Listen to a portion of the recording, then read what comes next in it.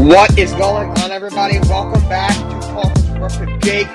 Today we are doing a recap of the NBA draft that happened last night. So, a lot of surprises in this draft. We had some guys go in some places we didn't think they would go. We had a lot of trades we didn't think we would see.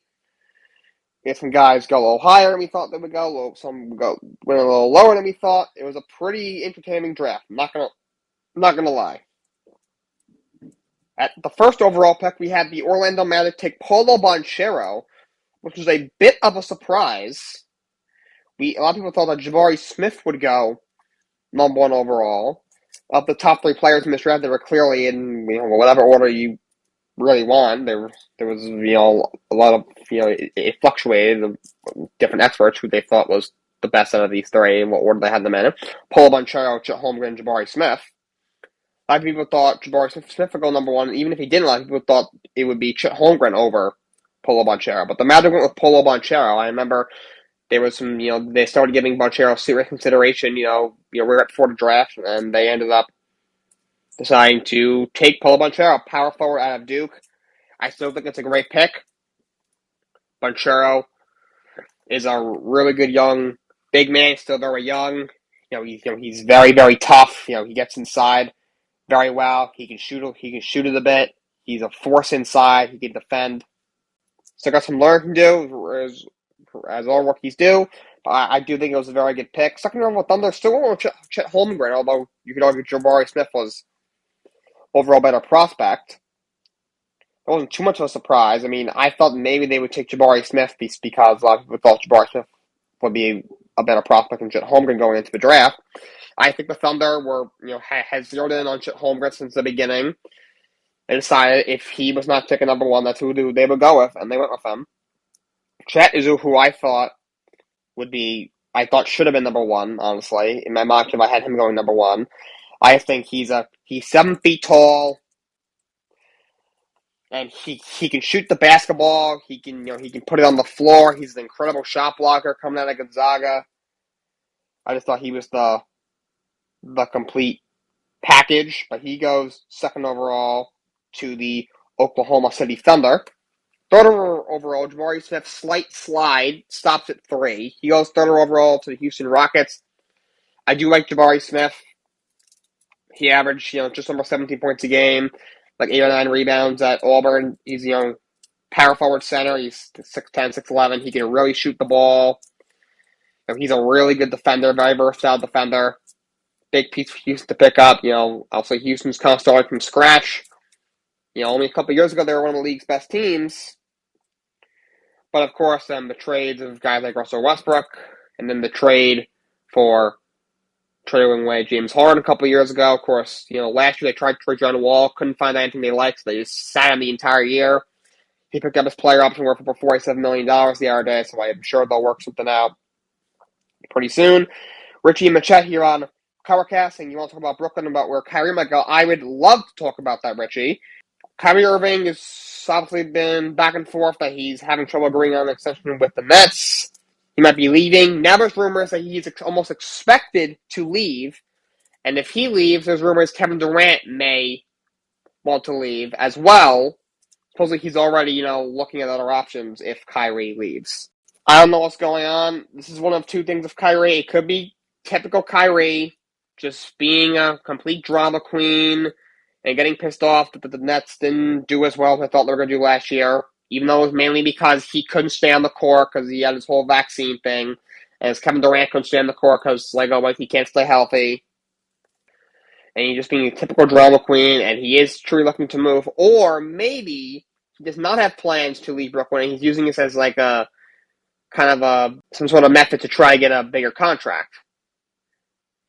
Maybe the Nets don't want to give him the max because he can't stay on the court, and I don't blame him that. I would not give him a max contract either, to be honest. He already got one 3 years ago. Why he deserves another one after he has not played very much for the Nets over the last 3 years since they got him. Injuries, other things, etc. Maybe trying to convince him to give him that 4-year extension, which I think is worth over $190 million. And if they can't agree, he can opt out, and then he can either go back to the Nets. Now the max will be a 5-year deal worth, I think, $2 to $48 million. And although he would get a lot less if he leaves, he would still get a lot of money if he leaves on a 4-year deal. And, I'm sure he would, rather be happy than not be happy in Brooklyn. He would still get a lot of money if someone like the Lakers signed him. I'm hearing the most likely destination if he leaves is Los Angeles Lakers. Of course, he won a championship with LeBron James in Cleveland years back. Of course, they had their differences. I'm not sure what their relationship is now. If they've kind of they've cleared the air since then, or not. If LeBron and Kyrie are still on the same page or not. I want to say that I know when he first made the trade request when he was still in Cleveland, I know LeBron was very, very angry. He said, at one point he came out and said that he would be tempted to beat Kyrie's ass if he had saw him right when it happened. I do think that it seems like they've kind of thawed things. I don't think, Kyrie's going to call LeBron like, yo, come over to my place and hang out. I don't think they're best friends and best buds. But I think, if they saw each other, after a game or something, I think they would shake hands and talk. I'm not sure if Kyrie's going to go back. He's already sent the Nets a list of teams he'd want to be traded to if they can't agree to a deal. Among those teams, the Lakers, the Clippers, the Knicks. I believe the Mavericks were on that list. I believe the Heat are on that list. Maybe a couple other teams as well. And like I said before, this is your typical Kyrie being the typical drama queen, and he doesn't want to be in Brooklyn for whatever reason, or he's using it as a mechanism to try to get a max contract. But I'm not sure where he would go. I could see him going to the Lakers. Obviously, we know Kyrie can shoot the basketball. Obviously, he won a championship with LeBron in Cleveland back in 2016. And Pat just said he's such a diva. I agree. I cannot stand Kyrie Irving. He is such a diva, such a drama queen. He's so annoying. He's just a complete idiot. I'm tired of hearing about him. He's always in the news for stuff not related to basketball, whether it's the whole vaccine thing, he's changing religions, he's fasting for Ramadan, which I respect his decision, but why is he getting so much attention for a non-NBA thing? And Richard just said, you have to think if KD leaves, he changes the balance of the league. He probably does. I think you're right, Richie. When he left the Thunder, that every time Durant's made a move, it seems like it's changed the balance of the league, in my opinion. When he let the Thunder go to the Warriors, all of a sudden the Warriors, who, had just won a championship, had one of the greatest, starting one of the greatest dynasties of all time. They had just won a championship. And now they get, a top 5 player in the NBA, if not top 3, not maybe even 2 or 1. The whole league was scared, and look what happened. They were in 3 or 4 straight finals, and they won 2 of them. And if Durant stayed healthy against Toronto, they probably would have won that series. Ricky said, what if he goes to Miami or Washington? I think if he goes to Miami, I think Miami is not going to have a dynasty. I don't see them not winning the title when they have Kevin Durant. Washington, yeah, that's interesting. I believe he may be from there because when his first free agency was coming up, when he was still OKC, was a couple years away. Durant's one of those guys who he had a lot of hype around his Pat said it's his hometown. There was rumors that he might want to go there. Of course, it didn't happen, but maybe he goes there. I mean, Washington, if they keep Bradley Beal, you add Durant, you just drafted Johnny Davis. You got some other good young players like Corey Kispert and Denya Vija. You got Rui Hachimura. You got some other role players. You still have Thomas Bryant down low. They got Contavious Caldwell-Pope. They got Kyle Kuzma.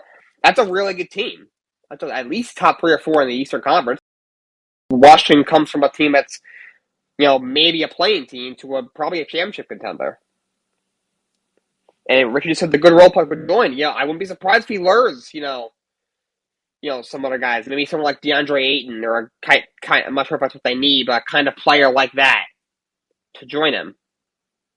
Yeah, and like Richard just said, you could keep Bradley Beal. Yeah. Yeah, you bring in a guy like DeAndre Ayton or someone like that, someone like Jalen Brunson. Guys are going to want to go play there. Yeah, so this could, and also when it comes to Durant, changing the league dynamic, like I said, when he went to Golden State, the league had a dynamic change. We all were like, oh my God, this Golden State Warriors team is going to go 80-2. They're never going to lose, and they really didn't lose much. They were in 4 straight finals and won 2 of them.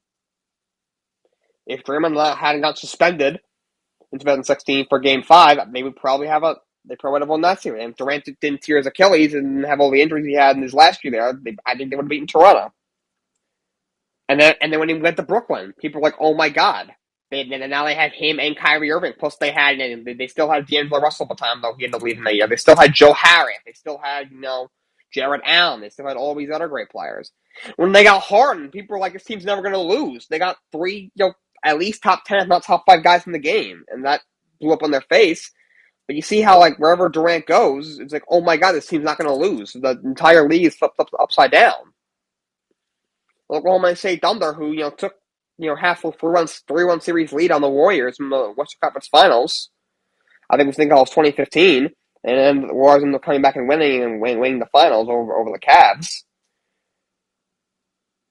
The Thunder all of a sudden go from a team that looks like they're going to at least win a championship in the next 3 or 4 years.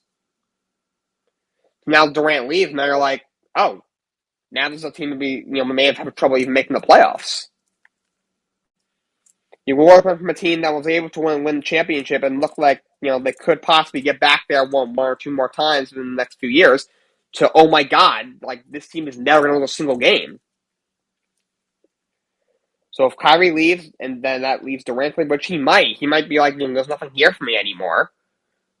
I mean, they got a couple role players. You'll have Joe Harris healthy. You got Patty Mills over there. You got some guys over there. If Ben Simmons stays healthy, he can help you on defense. Can't help you on offense. I think he's overpaid. I don't like him, but he can help you on defense, and he can pass the ball. He can rebound.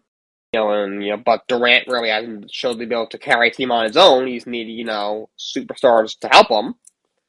When he got to the finals years back in OKC, he had Russell Westbrook and James Harden. When he won his 2 rings with the Warriors, he had Stephen Curry, Klay Thompson, and others. And even this Brooklyn team, he's had, Kyrie Irving and at times James Harden. When those guys were out, when he had to carry on his own, it didn't quite work. So I think I do think Durant would leave. So that's a big storyline. We'll see where Kyrie goes. Does he go to the Lakers? He rejoin with LeBron. If Anthony Davis is healthy, you have Kyrie, LeBron, and Anthony Davis. The Lakers, LeBron could be had a chance for a 5th ring. What if he goes to the Clippers? And if Kawhi and Paul George are healthy, plus Kyrie, now the Clippers are a team that's probably a top 2 or 3 team in the Western Conference. If he goes to Dallas, you have him and Luka, plus now you get Christian Wood. That's going to be scary. If he goes to Miami, Kyrie Irving, and you have him and Tyler Hero, Jimmy Butler, Bam Adebayo, and all those other role players they got, that's a scary team. That's easily probably the best team in the Eastern Conference, if not in the NBA. I hope he doesn't go to the Knicks, but I guess hypothetically if he went to the Knicks, you have him, they have RJ Barrett. Knicks are definitely going to be a lot better than they were last year. They'll definitely be in the playoffs. As a Knicks fan, I hope they don't sign Kyrie Irving. I don't think they will. I hope they don't. Yeah, that's an interesting storyline with Kyrie Irving possibly leaving Brooklyn and what would mean for Kevin Durant. Back to the NBA draft, talking about Jabari Smith. He was 3rd overall to the Rockets. Yeah, he's a kid I really like.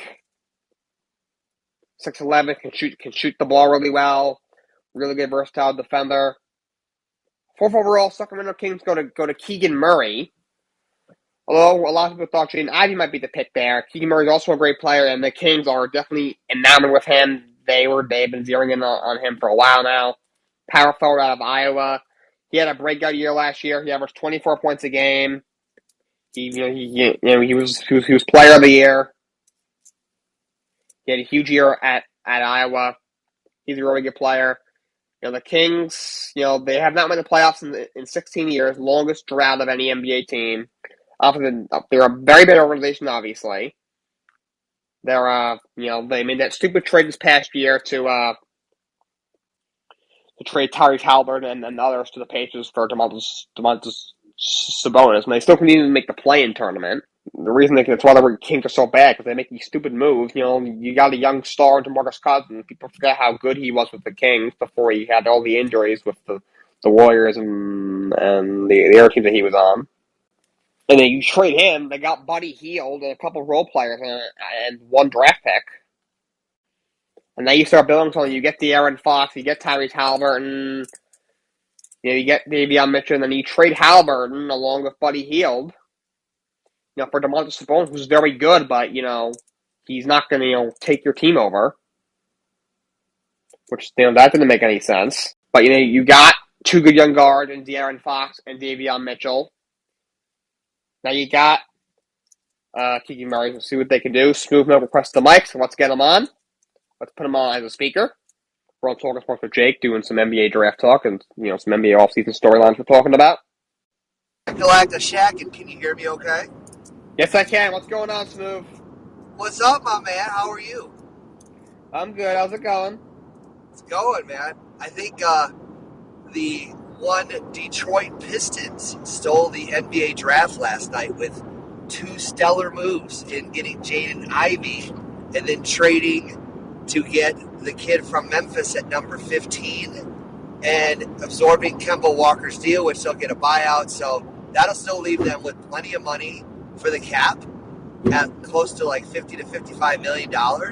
And one guy in particular that the Pistons may be targeting is one DeAndre Ayton. Yeah, they obviously got to get Jay Nabby at 5, the best guard in the draft, really good young guard. Yep. Then they get Jalen Duren, who's a guy they're a fan of. He's a big guy who's very talented, yep. And they'll buy out Kemba Walker, and they're definitely interested in DeAndre Ayton. They've come out and said it. I think that would be a stellar move. We talked about it at length last night on this Colorcast NBA Draft Spectacular with a plethora of all-stars last night. We would love to see that move because that gives you Ayton as a big man to start, and then you would have, you could bring in the kid from Memphis, later in the game, or better yet, down the road when Ayton's, done or whatever, he moves on or whatever, then you could have that kid waiting in the wings. And then you got Ivy and Cade Cunningham as your 1-2. I think the Pistons right now, if you were to take the Pistons right now, I think they're a play-in tournament team. Not necessarily a playoff team, but a play-in team. They would be in the play-in tournament. And I think Sacramento, if they could get their head out of their ass, they would be a play-in team too for them in the tournament. But they just make some boneheaded moves. Like they do. You move up and you get Halliburton, then you go ahead and trade him for Sabonis, and I don't. The logic, it doesn't make sense. And the Knicks are really bad too. I don't understand their logic. Lord. Now I understand why they got rid of Kemba. I get that. But they signed Julius Randle, who had one really good year last year. Not this year, but last year. He had one good year. You give him all this money. Now you're tied up with him for who knows how long.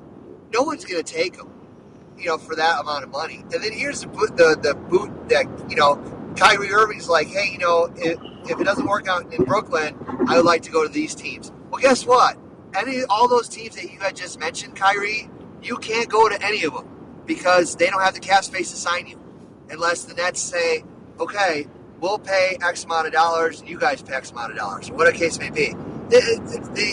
First of all, it blows my mind that players, they're just, most of them are, I hate to say it, man, most of them are pretty dumb.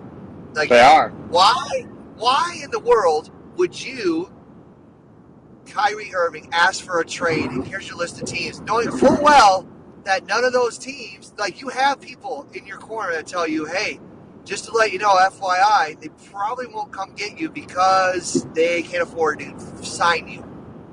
So it's kind of like interesting. And the free agency starts next the 30th, which is right around the corner. So that's going to be pretty interesting. And I think Brooklyn. You had mentioned Brooklyn, and they messed it up big time, man. They had something going good. They had LeVert, Allen, Spencer Dinwiddie. They had 3 or 4 really solid guys that you could. I mean, I would say they're second, third team All NBA guys, right? They're guys that could score and play defense.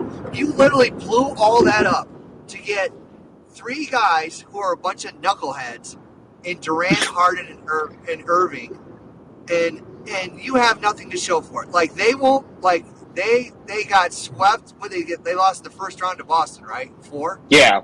Yep. 4 Okay. games. So you have literally spent all this money. First of all, you trade James Harden for literally a bag of bones in Andre Drummond and Ben. I don't know what Simmons is now. Is he still a basketball player? Dude, that guy can't shoot. I don't consider him one, but apparently he still is. Right. What's crazy is, you know what? Honestly, I would have loved to see the Sixers trade him to the Pistons. And here's why. People are like, you're crazy, dude. He could just do whatever he wants in Detroit. There's no expectations. There's no, fan, pressure on him. Like in Philly, if you play for the 76ers or for any Philly team whatsoever, Phillies, Flyers, whatever, Eagles, you're literally like hounded by the fans there. They want Yes. top notch, you better have your best game of your life every game. If not, you're just going to get booed. So, and that's sad, but that's true. That's Philly fans. They're ruthless fans. They want the best. They are. And you traded Harden away. You got, Drummond, Simmons. I like Seth Curry, but that team is so dysfunctional. And then on top of it, Steve Nash is not a head coach. He's not. He's awful. He's like that guy, not good at all. He looks like a deer in headlights, man. He's like staring out on the floor going, oh, I don't know what I'm doing now. And certain guys on that team are going to be like, well, we all know Steve Nash is not really coaching the team. It's really Kevin Durant that's coaching the team. Correct. But you got to get, when, Jake, did we come up with the whole idea of having players coach teams? They're technically It does not work. It does not work. How about one LeBron James? How's that working out for him in LA? It's Not too good. It's not. He literally brings like old dude after old dude after old dude in LA, and they do nothing. Like they don't even make the playoffs. I mean, how many years has LeBron been in LA right now? Like 3? 3 or 4 or something? Something like that, yeah. The first year he didn't make the playoffs, right? Correct. Second year, did they win it the second year? Yeah. Yeah, they won in the bubble, which I don't know about all that, but anyways. And then this year they didn't make the playoffs. So 2 out of the last 3 years, the best player in the league supposedly doesn't make the playoffs. And he has Anthony Davis, he has Westbrook, he has this guy, and nothing to show for it except one title. Like literally, the Lakers have mortgaged their entire future to win a title, and they've only won 1. And other 2 years they haven't even made they didn't make the play-in tournament, dude. They didn't make that. I mean, they were out of the top 10 in the Western Conference. Your roster is a top 5 roster in basketball in the Western Conference right now. I would say it's top 5, or it was, but now it's like you don't know what you got. You had to trade just to get into the draft. I mean, geez, Pete, what do you got going on there in LA, man? It's crazy. I don't know. Yeah. Anyways, I'm excited I'm excited about free agency. I hope no one ever signs Kyrie Irving again, but someone will. And then, if I'm the Nets, obviously I would trade Kevin Durant. I really would. You need to start over from scratch. You have nothing there. You don't really have anything to build around with him. You got Blake Griffin, Drummond, Curry, Simmons. Wow. And then who else do you have? Nobody. Like you didn't really. I don't think they even had a draft. Did they have a draft pick last night? I don't think they did. I don't think so. That's I know of. So they didn't have a draft pick. They did not. Nope. So you had no draft picks, no picks. So you couldn't kind of build a future. So now you go into free agency. You don't have a whole heck of a lot of money to spend. You're tied up with 2 guys, and then now you're going to have to figure out something. I mean, honestly, I would trade Kyrie like tomorrow because he's a cancer. I don't want him on my team. He's a chump. And Kevin Durant, I'm getting rid of him too because I'm just saying, you know what? I'm starting from scratch. I'm going out. I'm going to go just start from the bottom, work my way up, do it the right way. Don't let the whole plethora. And I know here's the problem that you're going to run into. I know people are like, well, it's Brooklyn, it's the Nets, and Oh, that's right. The Lakers got Max Christie. Well, no, did they draft Max Christie? Oh, yeah, They that's did, right. They yeah. did. They traded. Yeah, Second they round pick. traded for Orlando. Now, is that Doug Christie's kid? Ooh, I wonder. I'm not sure. Yeah, because Doug Christie, remember he used to play for like the Sacramento Kings. Speaking of Sacramento, when they were good back in the day, they were good. They had him and Weber and a couple other good dudes on that team that were pretty solid. It does Sharif, not appear. It does not appear it's his kid. I do not think they are related. Oh, okay. I know he's a Spartan. I know Patrick H. Rush has mentioned that. Oh yeah, Patrick loves Spartans. Yes, he does. He lathers in Spartan butter daily. That's He another does. story. Yes. So I mean, it's just going to be interesting to see, what teams make moves. And and the NBA is so, you know what, guys? The NBA is kind of actually hard to watch because the NBA has now become literally a 3-point shooting league. It's not a mid-range jumper league. It's not a it's either 3-pointers or dunks, or and you don't really play defense until the actual playoffs, and then you're like, yeah, let's play some defense, shall we? Let's play some defense. Basically, yeah. Let's actually let's just kind of pretend to know what we're doing, kind of do this, kind of do that. It's kind of like and go from there. So it's just crazy, man. It's hard to watch. It really is. I did not watch a lot of the playoffs this past year. I think there is no really parity in the NBA, if you really want to call it that. There's not. There's the teams that have a lot of money, and there's the teams that are kind of in the middle, and then there's guys that you can name off 10 teams in the league that full well will be garbage next year. Orlando, Pistons, Rockets. And why in the no offense, why in the effing world would I go spend money on these guys? I wouldn't. Not a chance in what. And I know, it's funny. We were talking last night, Jake. Me and one Patrick H. Rush. We were saying if they got Jabari Smith, like he was at 3. We were cheering to go get him to 5. If he gets to 5, dude, we were all going to go to the Piston game. Me and him and his dad, and it was it would have been cool, man. We're still going to go to one game sometime next year. But I mean, to the average fan, right? The average basketball fan, would you pay money to go see your hometown team play a basketball game? The answer is no. No, you wouldn't spend money because tickets are absurd. You got to pay for parking. Then you got concessions. And on top of it, you're actually paying for a really bad product. If you really think about it, I mean, who in their right mind is going to be a Houston Rocket fan and go to Houston? Hey, I'm going to the Houston Rocket game tonight, man. Who's coming with me? Crickets chirping in the background. Nobody. Nobody. Seriously, no one's going to Orlando or Houston or name another one? Sacramento? Oh, Lord. Detroit? Yeah, the LCA will be like a ghost town this year. It really will.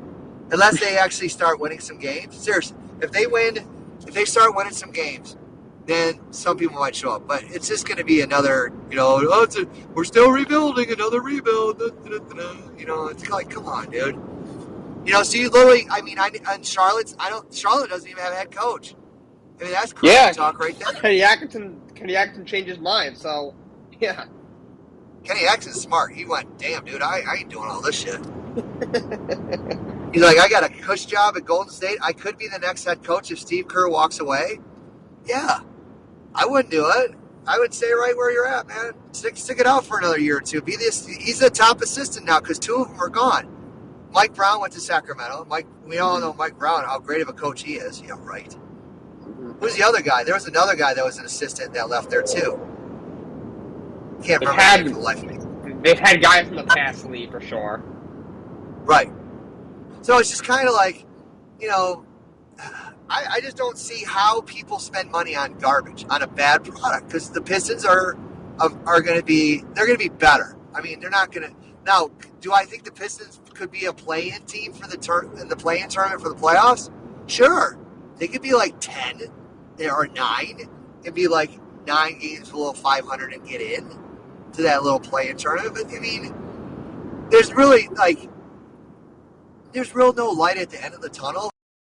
The Tigers are awful, right? So now you're suffering for another, 2 months until the Lions come, and you Yeah, know they're full terrible. well they're going to blow. So now you're suffering like the first month of the NFL season, right? 0-4, 1-3, right? So now it turns into, hey, who are the Lions are going to draft in 2023? Oh, jeez, it's like, oh, God help me. But anyways, hey, who do you have tonight in Game 5, Colorado or Tampa Bay? I do have Colorado winning.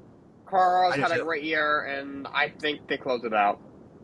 I think they're the best team in the league, and I said that from day one. And I love the Lightning's run, but you know what? I think they're just out of gas I because this think is I their think I third. think so too. Yeah. Yeah, they're their third straight Stanley Cup final, dude.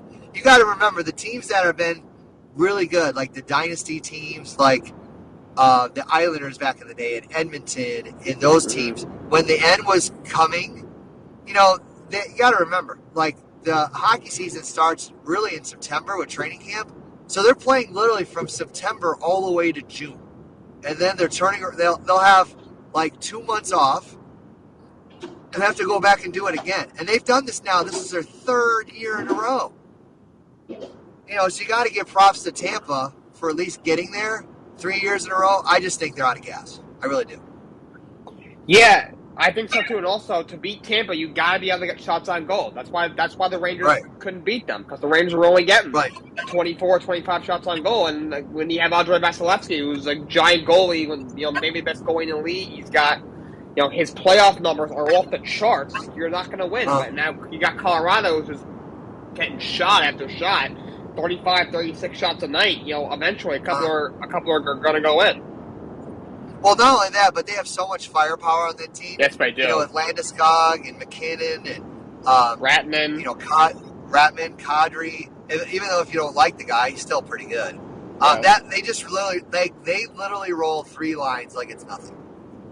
Tampa can roll 3 lines too, but I think they're, like I said, I just think they're out of gas. Like Braden Point hasn't been 100%. You know, Kucherov's nicked up. Right, Stamkos isn't 100%. Those guys aren't 100%. They're full of nobody. So it's going to be, I would be surprised if Tampa wins Game 5 tonight and they go back to Tampa for Game 6, which would be on what? Is that Sunday or Monday? Sunday, right? Is it every other day now? Okay. Yeah. All right. Well, I mean, I would love to see a six game series, maybe 7, but I don't feel it, man. I really don't. I just think they're out of gas. They're just done. Yeah, and like you said, Colorado is having an historically great playoffs when it comes to how many goals they're scoring. We're averaging 4.5 goals a game in the playoffs. They average not too far off that in the regular season. You got that one line of Nathan McKinnon, Landeskog, and Ratman, which is dominant. You got other guys like Burakovsky and Nazem Kadri. You got Kale Macker at almost 30 goals as a defenseman. Right. So they're just have too much firepower. Right, and the crazy thing, too, is you have to look at their path to get to the final. They swept 2 teams, and then one series went to 6 games, right? 5 or 6, yeah. 5 or 6. That was St. Louis. They went to 6 with them. Yeah. The Lightning have played 2 7-game series and a 6-game series. So they've literally played, 20 games compared to, 13 for Colorado? Subtract the final, obviously. But they're rested. They're ready to go. I mean, Tampa's been playing and playing and playing and playing. I just think, you know what, the gas tank is on E right now for the Lightning, and I think tonight's the night where they just say, okay, we're all done.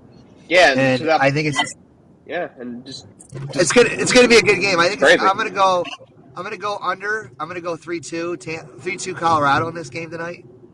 I think the point total is at 6. I'm going to take the under. I'm going to go 5 because I think Tampa's going to play really good defense, but it's going to be a hard-nosed game. Elimination game is so tight. I mean, there's not, no offense, most of the time in elimination games, there's not a whole lot of goals that are scored. Yeah, there's not. And going back to your point about they're out of gas, like you said, Tampa played 7 games against Toronto. They Right. a couple of those games they looked completely flat. They were down 3-2. You sweep Florida. Then because the Rangers and the Hurricane series took forever, it was a long 7-game series. They had 9 days off, or whatever, how many days off, and then they had to play 6 games against the Rangers. They were down 2-0 in that series. And Colorado, blew Nashville out of the water. Goes right into against St. Louis. Handles them. Goes, runs through Edmonton, right through them, like A-Train ran through Huey's girlfriend. That's a boys reference, TV show on Amazon. And then yes, they had a long layoff, but like it's because Tampa had a long layoff in between the second and the third round. But like you said, Tampa's been to the Cup 2 years in a row. Colorado is not as taxed. Right. It's just the gas chamber's empty, gas tank's empty. And unfortunately, it comes to an end tonight. From it, and they've had a real good run. I mean, you got to give them full credit. I mean, absolutely. To go to three straight finals, I mean, that's unheard of. And parity in the NHL is so prevalent. Like, it's there. I mean, there's so many good teams in that league. There's not really. I mean, there's a couple of teams that you go, okay, they're really bad. The Red Wings are one. Ottawa's really bad. Arizona. And that's really, off the top of my head, that's all I can really, count. But you still, like, a lot of the teams are, like, Edmonton's going to be good for a while. Calgary, the Golden Knights, don't think they're going to be done after last year. I mean, this past season, they're going to come back and be strong. Dallas is going to be good. In the East, the Rangers are good. Philadelphia will bounce back. They always do. Boston will be better. I think the Panthers will be better. I think, they have a good core of players there in Florida. Who else? Toronto. Well, as long as Toronto's if they make it past the first round of a playoff series, we'll be impressed. But there's so many good teams in that league, in the NHL compared to the NBA, because you could knock off at least a quarter or half of the teams in the NBA and be like, okay, they're not even going to be like remotely close to beating anybody. Yeah. The only really, really bad teams right now: Montreal, Seattle, but they're beginning. Arizona, Expensive. Ottawa. That's really only like the Flyers, but they hypothetically could be better next year, and that's really about it. They'll be better. Detroit's really bad too. Yeah, even Detroit, like, they competed. Yeah, but they just I don't think they really have a whole lot of anything working there. I mean, first of all, right, and then who's going to be your head coach? They don't even have a head coach right now. Yeah. So it's kind of like interesting. I don't know, but anyways. So what you got planned for the weekend, bro? Nothing much. Just chilling. I'm sure I'll do this podcast Saturday and Sunday. All right. So are you a wrestling fan or no? I am. Okay. You know that AEW has a pay-per-view this weekend? They do, wow. Yes, it's called Forbidden Door. It's all the AEW guys against the New Japan guys. Should be lit, dude. That'd be good. Like, AEW is way better than the WWE. WWE's garbage right now. Just poop. Catch you in the chat 1-800 call Jake. I'm telling you, man. We have 1-800 call Sam here in Detroit, man. Call Sam Bernstein. He's like the injury lawyer guy. Oh, look, there's a billboard. I'm rolling right by it. Call Sam. 1-800 call Sam. Patrick knows what I'm talking about. He'd be like, "Yep, I know." We got those attorneys all over the place in Detroit, man, because everybody and their mother's like, "He tapped my car. I got hurt. I got whiplash. He tapped me in the back, and I have whiplash. I'm scarred for life. Hey, call me. 1-800 call Jake. Operators are standing by. Take a phone call." Seriously.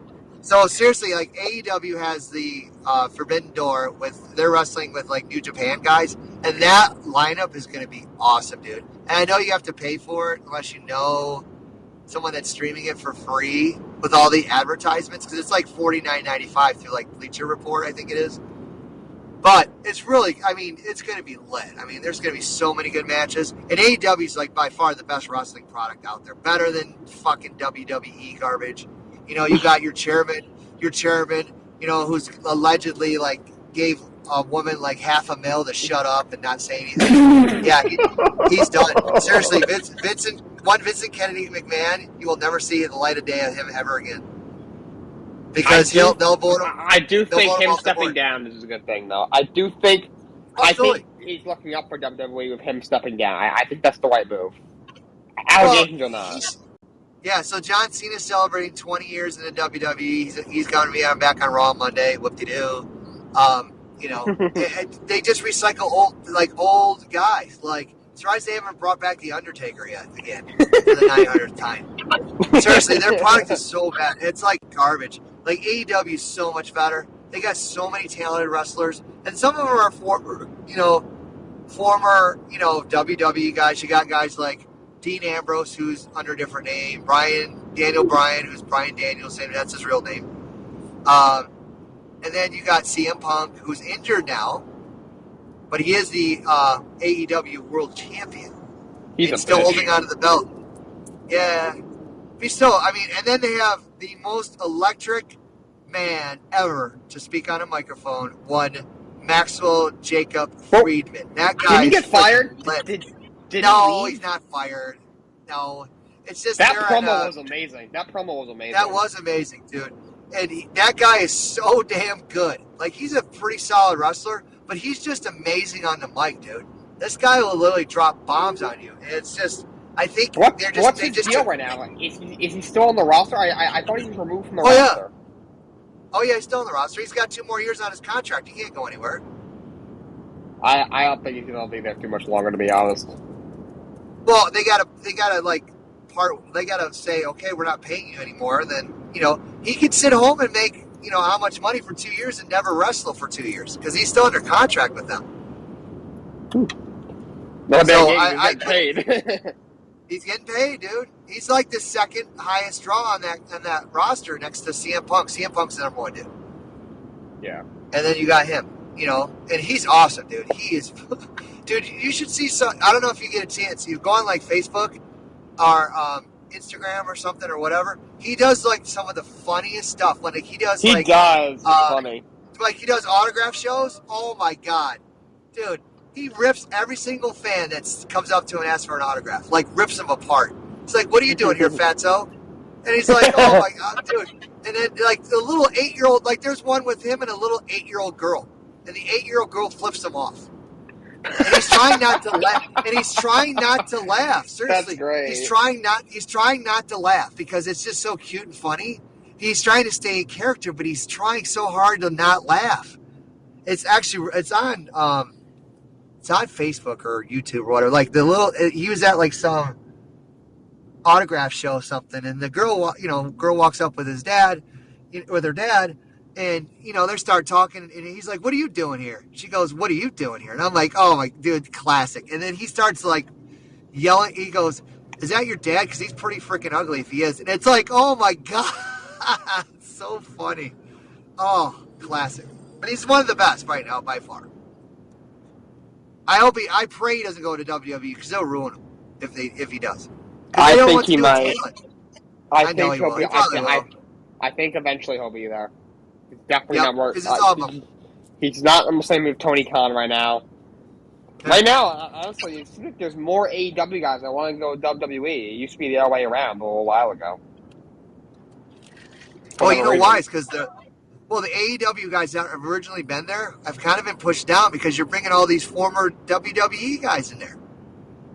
Guys like, you got CM Punk and Ambrose and Bryan Danielson and all these other guys. You're just kind of like, dude. Jeff and Matt Hardy, another one. And Jeff Hardy's suspended indefinitely by AEW. Okay, what is? Will he ever learn? Nope. He's got a DUI like 12 times. Dude, the guy's just mentally insane. He needs some serious help, like actually. Yes, he really does. He actually does. And it's just a shame that he's pissing away his entire career. And his brother can only bail him out so many times. You know what I mean? Yeah. He's a great wrestler. He's a great wrestler. He's getting arrested. His brother bailed him out of the WWE because he did the same shit there. You know, and then, the same shit in AEW. I mean, Tony Khan, those guys are like, dude, we don't need you here. Screw you. Yeah. They'll suspend him indefinitely. When he left WWE offered him treatment because they knew he was getting back on the wagon. He said no, and look what happened. You should have taken the treatment. Right. I don't get some of these guys, man. They make all this money and just have all this shit, and they want to do the same stupid shit over and over again. It makes you wonder, like, like, there's football players that do the same bull, dumb, stupid shit over and over again. You're just kind of like, dude, what are you doing? Like, you make millions of dollars. If I was a professional player, like professional athlete, okay, here's what I would do. I would only leave my house when I would go to practice and the games. I would stay home the rest of the time. I would buy a house big enough so I have like a weight room, a movie theater, and whatever else I want, right? A pool. I'd stay home. I would hire somebody. I'd have one of my crew, like, literally go to the grocery store for me and pick up my groceries. I would literally order everything on Amazon, like clothes wise or whatever. Like, I would have all that shipped to my house. I would not leave my house, period, until like the day I retired. And then I'd be like, hey, I'm coming out, yay. Seriously, I don't understand the logic of these people. I really don't. It's kind of like, dude, you are in the limelight. You're a professional athlete. People, and I hate to say it, I don't want to use this, but people kind of go, well, really? Like, people, they look up to these guys like they're superstars, like they're, role models and shit. They're not role models. They are not You at know all. who's who the kids should look up to? Mom and dad. Definitely. That's your role model. Yeah. Mom and dad busting their ass, making sure you get food on the table and clothes in your back and a place to sleep at night. My role model growing up as a kid was my mom. Yeah. I love my mom to death. She busted her ass, worked 2 jobs, to make sure me and my sister had clothes and food and stuff. Look up to God her. bless her. Don't look up to freaking, Kyrie Irving. Dude, when I was a kid, I had a favorite baseball player, but I didn't like say, oh, wow, I want to be, he's my role model. Hell no. Yeah, like I got posters of David Wright in my room. He was my famous Mets player. He was my idol, but I didn't want to do everything that he did. David Wright was never in any Oh, sort of trouble. Like I didn't want to I didn't shape my life after him. right. It's just kind of like, man, it's just crazy. I don't get it. Whatever. All right, my brother. Well, I am going to jet for the afternoon. Thank you always for the time. Greatly appreciate it. My once a month appearance on Colorcast. I'm literally busy. So, on that note, have a great afternoon, evening, and peace out to all my homies in the world. Sounds good, Smooth. Thank you so much, Smooth, for joining me. We're on Talkin Sports with Jake. Smooth was joining us, talking about a bunch of different things, including the NBA draft, the NBA offseason, talking about some NHL. Even mentioned some wrestling. We're going to go back to the scheduled program. We said the Pistons took Jaden Ivey. He's a really good young guard. They also get Jalen Duren, as we talked about, who's a big man. The rest of the line, we had Indiana Pacers took Benedict Mulford, who's a wing out of Arizona, very athletic. Trailblazers take Shaden Sharp, a young guard out of Kentucky, bit of a wild card. Didn't play a lot of college basketball, but very talented. Portland's been busy. They made a deal to get Jeremy Grant, like a day before the draft. They swapped second rounders and give him a first rounder in 2025 to get Jeremy Grant, who's a really good power forward. And then they draft the young guard and Shane Sharp. So we'll see what happens with Damian Lillard. Will they trade him or will they keep him? 8th overall, Pelicans take Dyson Daniels, an Australian guard. He played in the G League Ignite. He's really, really talented. I really like him. I thought he could have been maybe even the 4th or 5th pick in this draft. He's really good. Spurs, a bit of a surprise. Took power forward Jeremy Sochan out of Baylor. 10th, Wizards take Johnny Davis. He's a shooting guard, small forward at Wisconsin. Can really shoot. I really like him. Then the Knicks, of course, an interesting night. They drafted Ousmane Dieng, the small forward out of France, and trade him to Oklahoma City Thunder. They get 3 protected first-round picks from Thunder. One is via Detroit, one is via Washington, one is via Denver. Then you have Thunder at 12. They take Jalen Williams, a shooting guard out of Santa Clara. Yeah, another trade. That's why the Pistons get Jalen Duren. The Hornets get the 2025 first round that Detroit got for Jeremy Grant. The Knicks send Kemba Walker. They got his $9.5 million expiring contract out of there. They got him to Detroit. He's going to get bought out by Detroit and he'll at the open market. And then the Cavs finish up the lottery, taking O'Shea Agbaji, the wing out of Kansas, a good young player. Other notable guys outside the lottery, you have the Hornets at 15 took Mark Williams, a really good young big man out of Duke. AJ Griffin, who I thought would be in the top 10, goes 16th to the Hawks, small forward out of Duke. Malachi Branham, who I had going in the lottery in my mock draft, he went 20th to the Spurs. I was going to pick by the Spurs. The Grizzlies took Walker Kessler, center out of Auburn, a kid I like. He gets traded to Minnesota. Milwaukee took Marham Beauchamp. He's a small forward out of the G League. Spurs had another pick, took Blake Wesley, 25th at Notre Dame. He's a kid that I like. And Tate Washington, I thought, went a little bit later than I thought. He goes 29th to the Grizzlies. He'll end up, I think, going to Minnesota. Some notable second-rounders that we had. E.J. Liddell was definitely a notable one, going 41st overall to the Pelicans. I was hoping, honestly, the Knicks, they trade out of the first round. So I was hoping he would follow them. Pelicans nabbed him right before the Knicks. He's a little undersized power forward, but he can definitely score, and he can play defense. Kemi Chandler went 30th to the Spurs. He ended up getting traded. Jaden Hardy was a guy who went in the second round. That's another kid that I like. I do like the kid in the next tuck, shooting guard small forward out of Duke, Trevor Keels. If you look at him, Isaiah Mobley went to the Cavs. Of course, he joined his brother. Last pick of the draft was Hugo Besson, a point guard out of France, goes to Indiana. So, very exciting draft. A couple other trades. The Memphis and Philly made a trade. So he sends Danny Green to Memphis, and Memphis sends D'Anthony Mello to Philly, and they swap some draft picks. So very, very exciting NBA draft. NBA free agency starts next week. Should be very exciting. And just to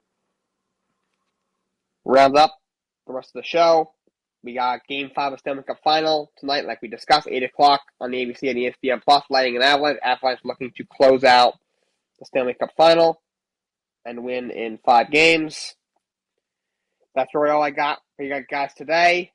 I wanted to really make sure I covered the NBA draft mainly. I will be back tomorrow. Until next time, so long, and have a great day.